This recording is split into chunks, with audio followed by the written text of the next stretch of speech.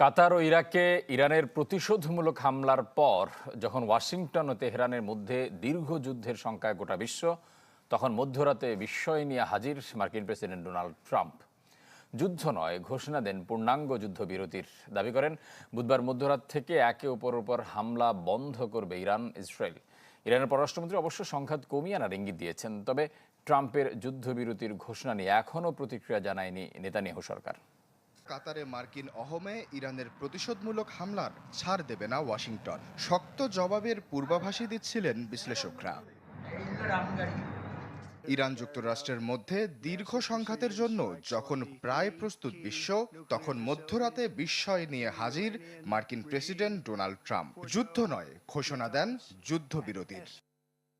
নিজের সামাজিক যোগাযোগ মাধ্যম ট্রুথ সোশ্যালে এক পোস্টে জানান, যুদ্ধবিরতিতে সম্মত হয়েছে ইরান ইসরায়েল দুপক্ষই। সেই সাথে বলেন, পোস্ট দেওয়ার পরবর্তী ১২ ঘন্টার মধ্যে ইরান ও ২৪ ঘন্টার মধ্যে হামলা থামাবে ইসরায়েল। ডোনাল্ড ট্রাম্প বলেন, এই যুদ্ধ বছরের পর বছর চলতে পারত, ধ্বংস হতে পারত মধ্যপ্রাচ্য।